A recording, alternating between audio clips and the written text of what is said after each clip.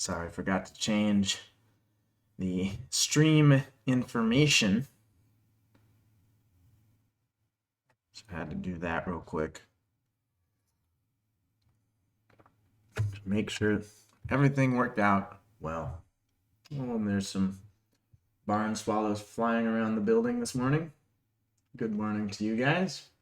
Probably making some of those wicked nests up in the upper corners of the building here. How are you this morning? I'm very well. I'm tired again this morning. I don't know if I'm as tired as yesterday. I think I'm a little bit better, but still a little foggy.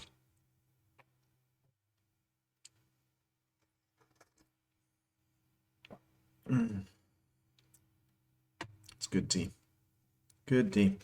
This tea is from 2019, and it was only like 2 years old then.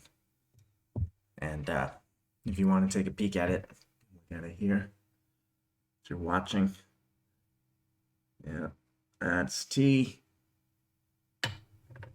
Looks pretty nice.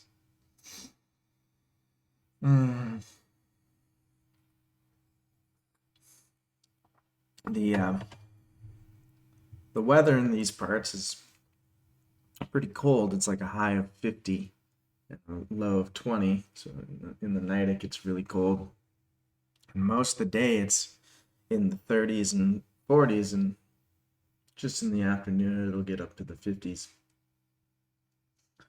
And that's kind of how the weather is going to be like this whole week. But I have been wanting to get my hammock out and sit under some trees. And so one thing that you can do, or one piece of equipment you can get with hammocks, is a thing called an underquilt, which is a big down quilt basically that has some ropes attached to it that lays under your hammock, and it creates a barrier for the wind, and you hang it up on your ropes that you have your hammock attached to, and that will allow you to be in the cold. And I tried to take just a quilt that I have from when I worked at the camp and tie that around the hammock, and it worked, but because of how it was tied, it only covered like from my shoulders, or like right above my head. The knot was like here, and then to just past my knees, and my feet ended up getting cold from the wind. The wind is kind of the big menacing figure there, because when you're lying on a nylon hammock, it sucks the heat away from you faster because the nylon is up against your skin, and it removes that layer of air and separation, and then when the wind comes, it kind of wicks away the heat. It's quite interesting.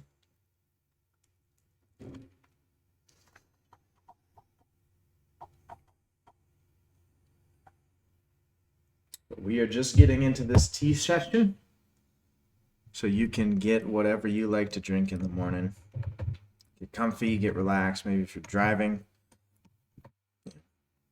calm your mind. There's no reason to get angry on the road. It's more of a safety hazard than anything. And I'm almost certain you're not entitled to your anger.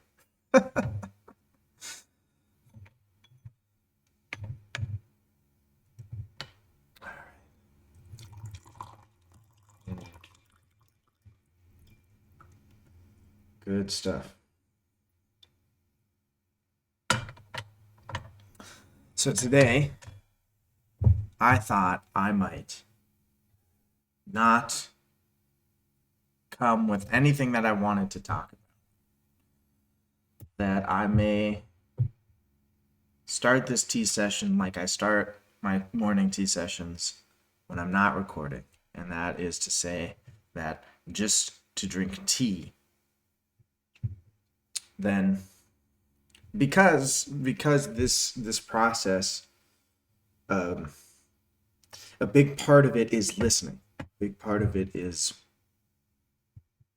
relaxing the mind and body as well as engaging in something and then listening to where the rumblings and the little pebbles that are falling in the lake of the mind that are causing those circular waves out.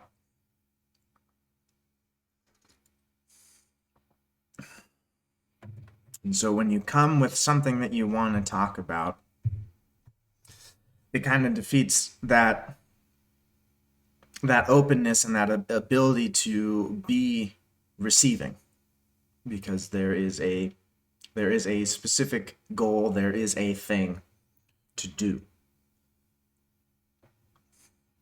And while reflecting, a huge part of it requires a listening and open mind.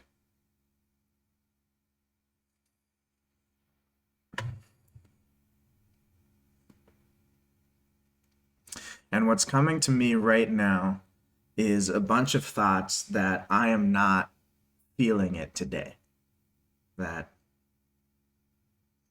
I am not in that space where I understand that I am a piece of the whole awareness, that I am a piece of the entire process moving. I do not have the awareness that I am a part of the same world as a blade of grass, or that I'm a part of the same world as the trees that are budding right now. My thoughts are that I do not have that awareness with me right now. Which then my reaction to that sort of thought is, well, shit, because I want that. I want to be feeling connected. I want to be feeling open and loving. But the paradoxical truth of this situation, and something that I need to learn how to be loving and accepting towards, is that the parts of loving and accepting do not stop after things are good. So when things start going bad, it isn't that you stop being loving and accepting. You can't just be good at winning. You have to be good at failing and losing. Which means that if I'm going to play the game of being loving and open and accepting, I must play the game of being open, loving, and accepting as well when I am not feeling it. Opening, loving, and accepting towards me not feeling it, and still to the processes of the world that are going on. That the moment I close my heart to myself because I think that I am not doing something right to be in a space that I think is right, that the moment that that comes in, I am closing myself off to the ability to be open and free and loving. That is to say that I cannot will myself into being an enlightened being. I cannot intellectualize myself into being free from my intellectual mind. And what is required then is an immense amount of giving up of something.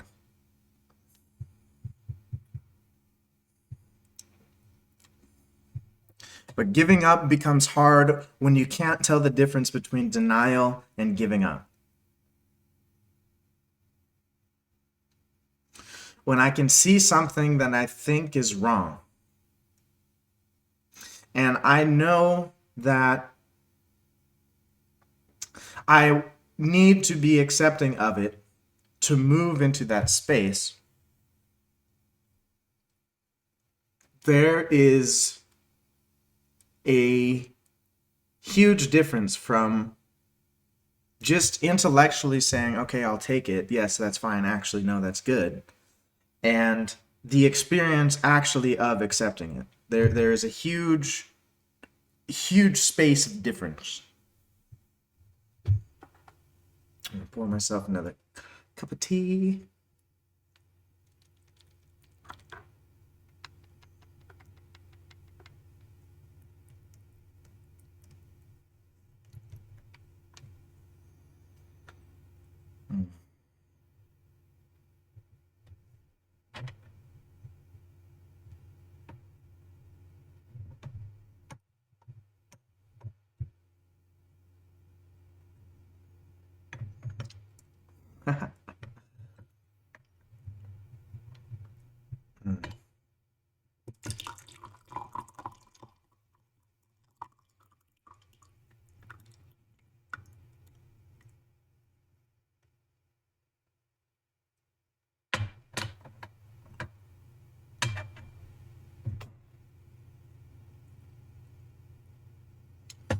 There we go. Take a drink with me.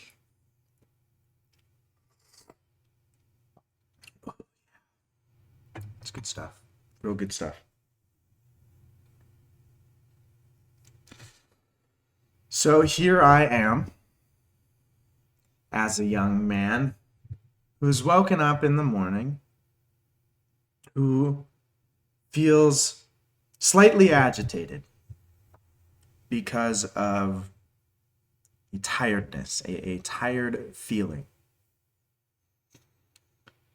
And slightly agitated because of a sore neck, maybe from sleeping in an awkward position. But the joints, the vertebrum of my neck are a little sore. And that is agitating. Because my reaction to them is I do not want to be tired. I do not want to have a sore neck. And that creates within me a certain friction that leads me to react to a world in which I am not wanting to exist in it at its moment. That because of the reactions to the thoughts that I'm having, because of the reactions to the experience that I'm having, I am not living in a space where I am wanting everything that is. That there are some parts of this existence right here and right now that I am not excited and fully willing to partake in. Okay? And the game that I am playing, the race to enlightenment, to enter into unconditional love awareness, requires of any being that thinks that it can get there a total acceptance of all that is exactly how it is in the moment. And there is really no other way. If that's what you believe, then there's no other way to it. If there's war, then you have to take war. If there's peace, then you have to take peace. If there's unrest, if there's labor inequality, at a very specific level, you have to be willing and excited to live in the world where that exists. It doesn't mean that it'll continue to exist. It doesn't mean that nothing will change. Just that in the moment, one has to be excited and willing of being here in the moment now.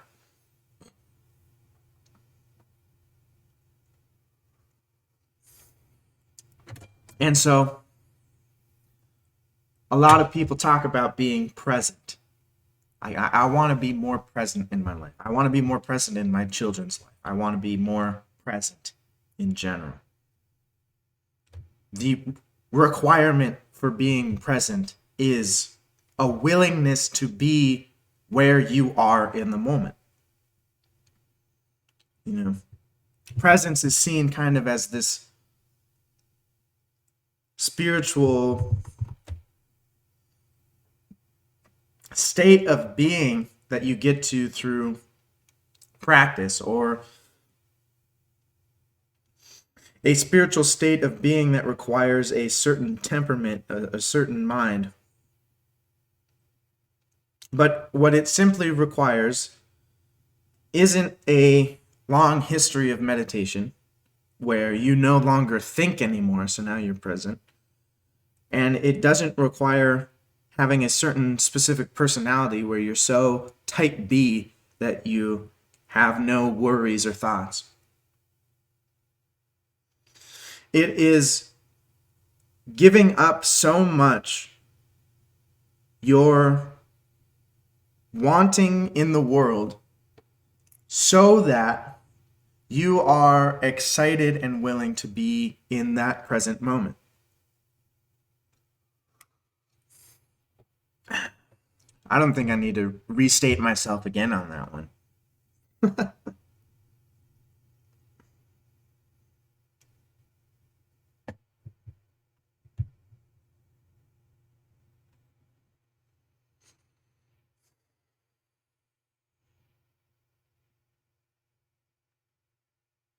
So one wakes up and they're not feeling great.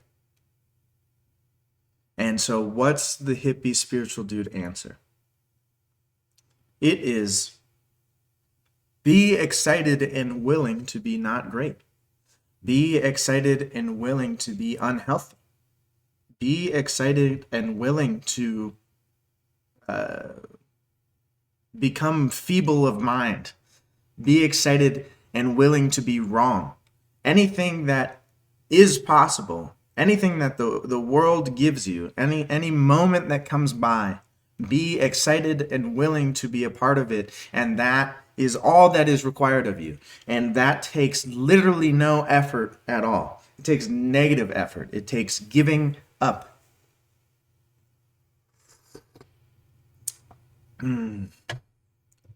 Just giving up.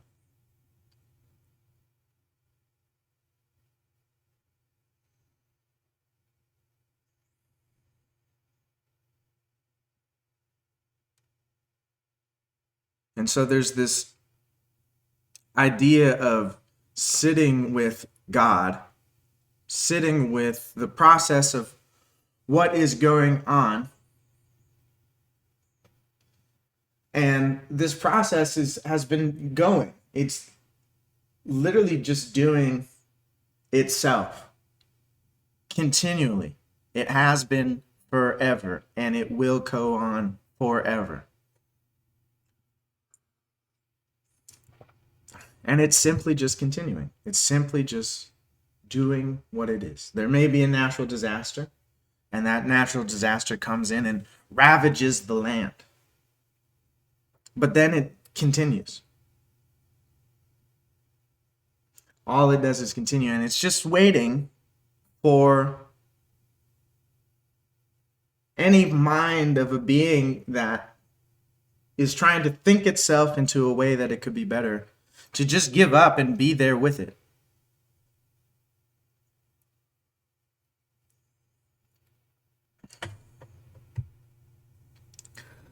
I've been noticing a trend of doing these things where I'll say something now and the thought that'll come will be, I don't know what I just said. I don't know if I made sense.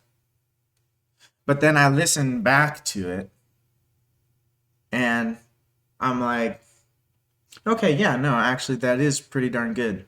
That is pretty darn good.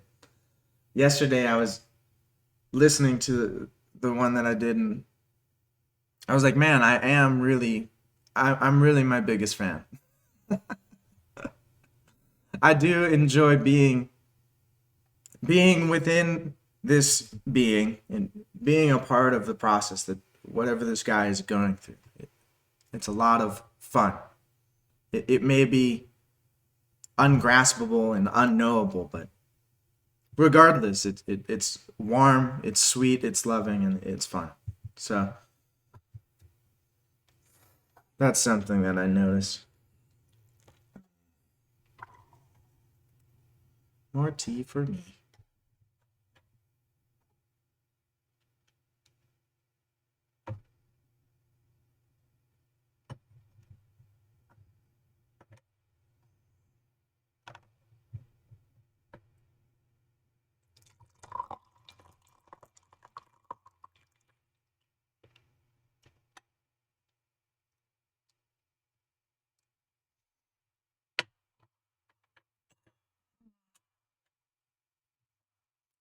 So, a question that you may be inclined to ask is, what do you do when you're not feeling it? Now, if I haven't answered that question already, which I think I may have spoken around it in a weird way. Excuse me. I burp. I burpy boy.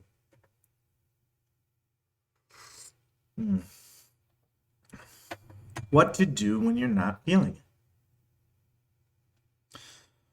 Well, the obvious answer to me in this moment is that when you're not feeling it,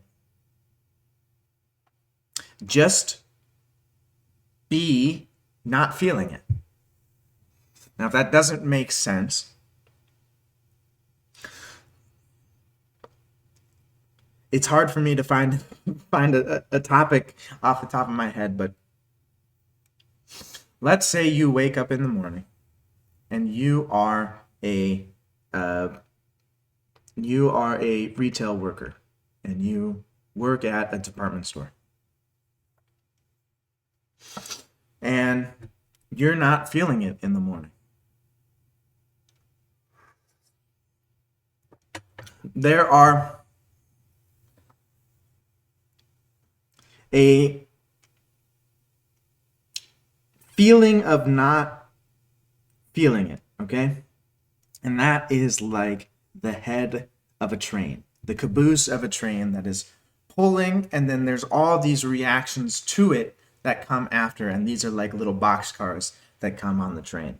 And so there's the sort of ugliness of not feeling it, and then there's the frustration behind of not reacting to the not feeling it, feeling frustrated that you're not feeling it.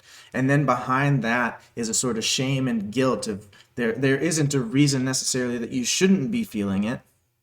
And then behind that there's another emotion or feeling, and then behind that, and so no emotion or feeling necessarily comes on its own, but each thing comes with a bunch of baggage attached to it behind it that comes and gets digested through your mental emotional systems at their own pace.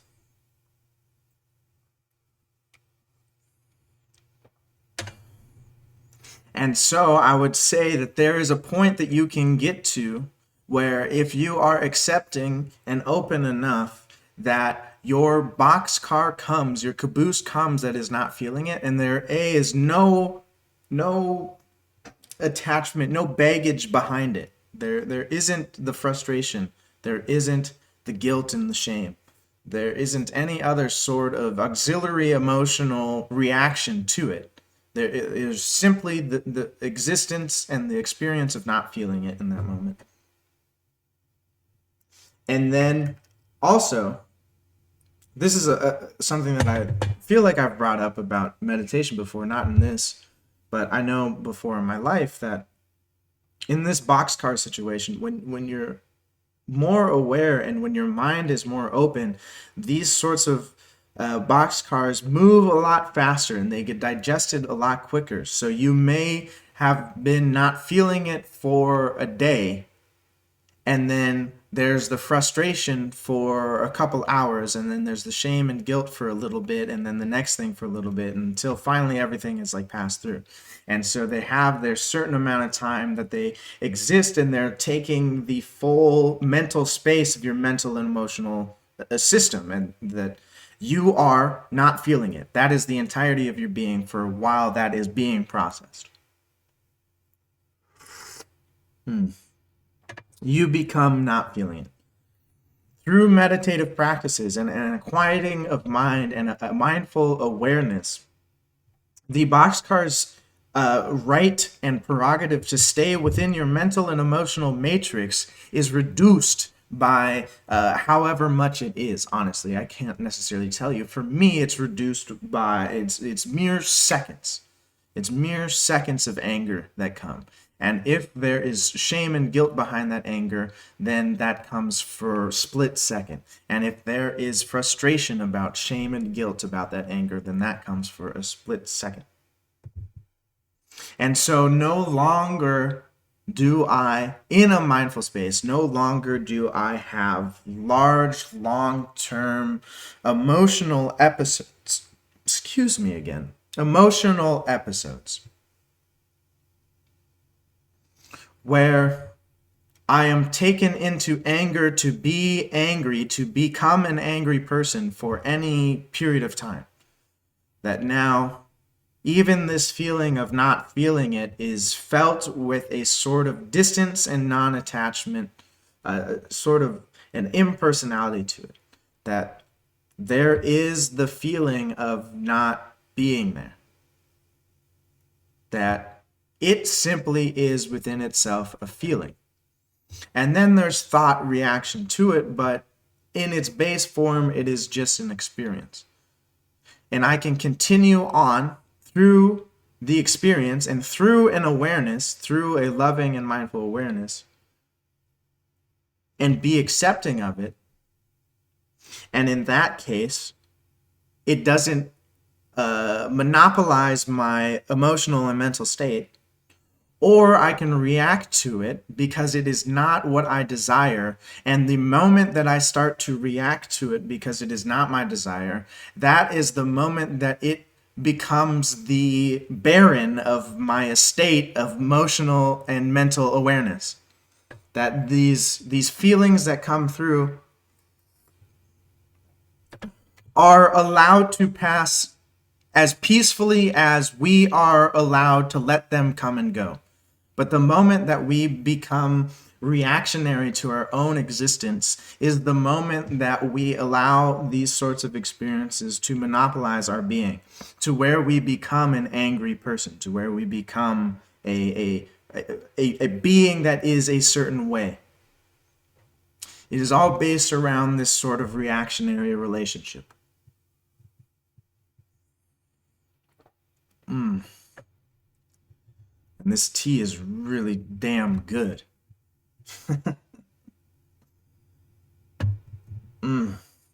Let's pour another cup.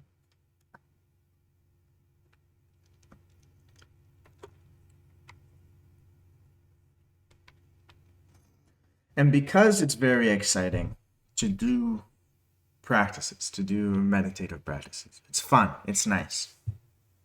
I think I would like to end this time with a sort of guided meditation in the very loose style that I like to do it.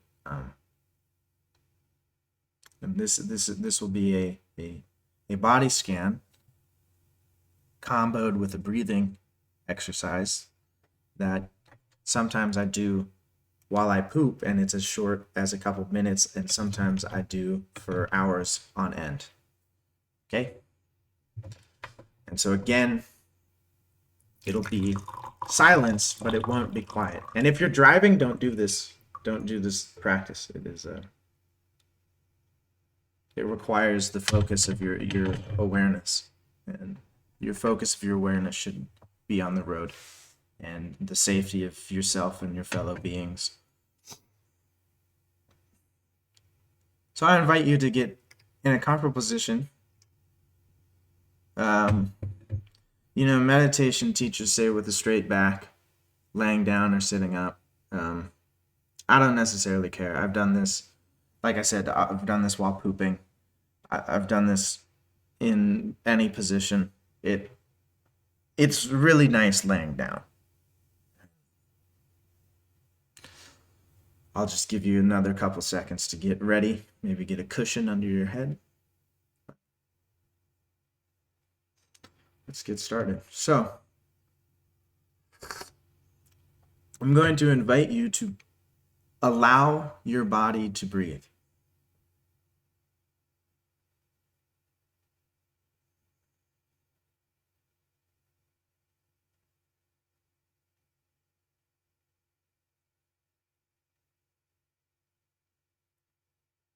Okay, now that you have allowed your body to breathe, enter your consciousness into that breath. Another way of saying that is listen to your breath or become aware of your breath. Feel your breath as deeply as you possibly can.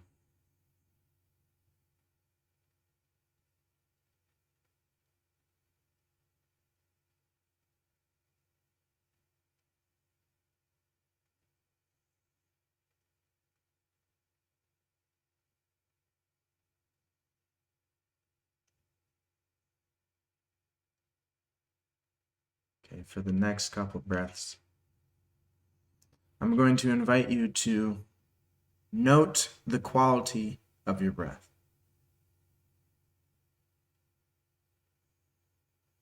Is it deep, shallow, or long, or short, or any combination?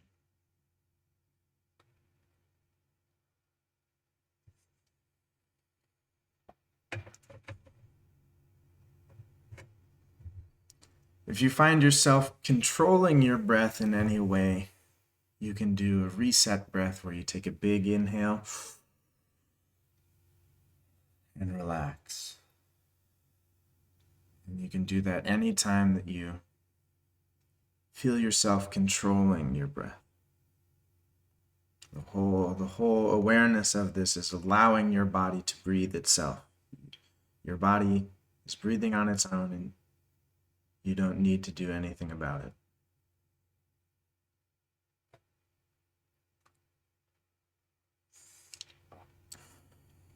So now that we have felt our breath fully, in a sense, we're going to move our consciousness down to our feet. And what I'm going to invite you to do is to, on breaths, while breathing in, you're going to feel that part of your body. So breathing in, you're going to feel your foot. And breathing out, you're going to relax that foot as fully as you can. And then give it 2 or 3 breaths. And we're just going to work our way up to our body. Feeling foot. Relax.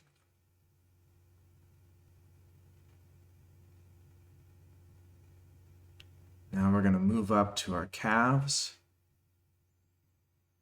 Feeling fully, relaxing.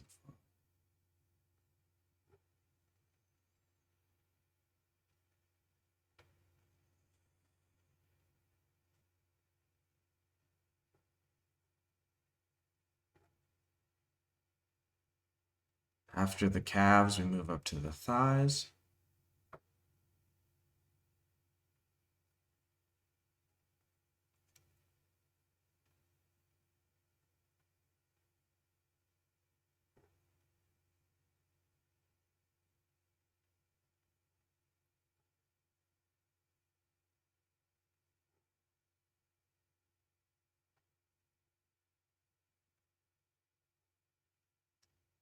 Then up to the glutes. Breathing in, being fully aware. Breathing out, relaxing.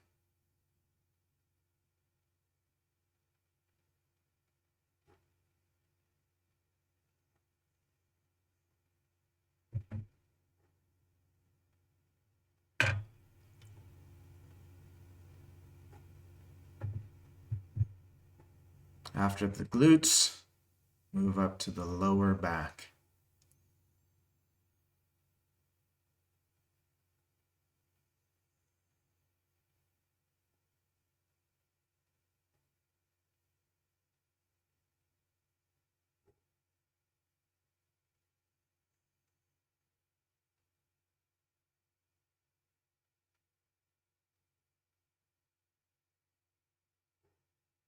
And then to the middle back, breathing in, feeling fully. Breathing out, fully react.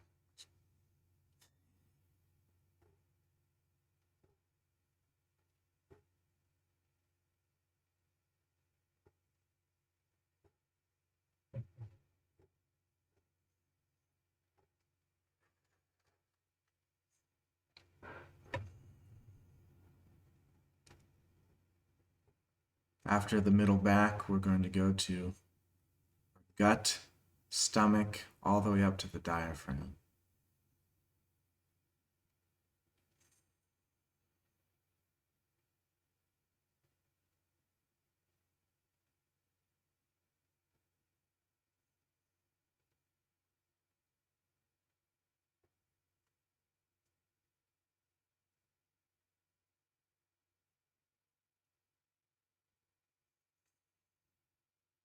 Then up to your chest, lungs, and heart. Feel it fully relax.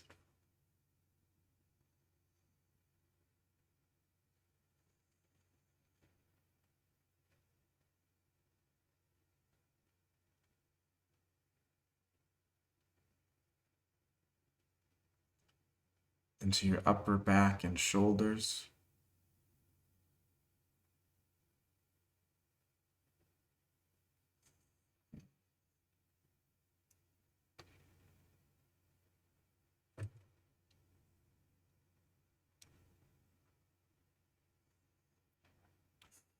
Now to your biceps and triceps. Feeling.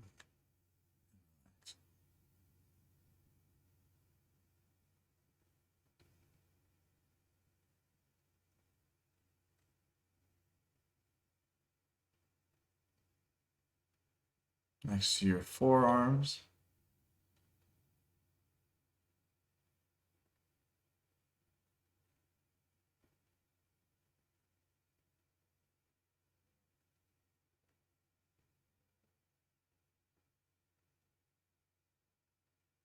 Then your hands and fingers.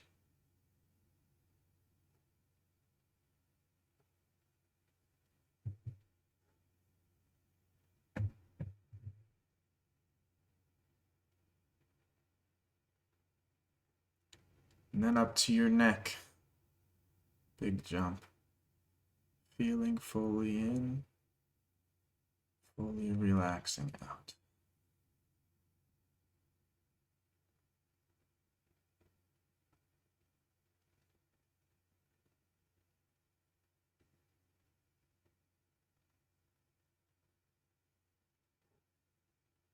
And now move up the back of your head, ears.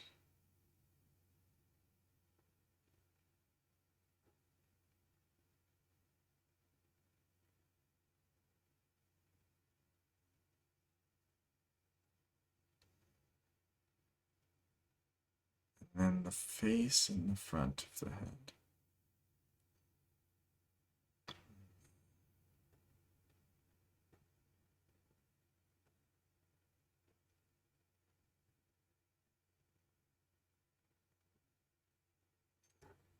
And now we return to the awareness of the breath.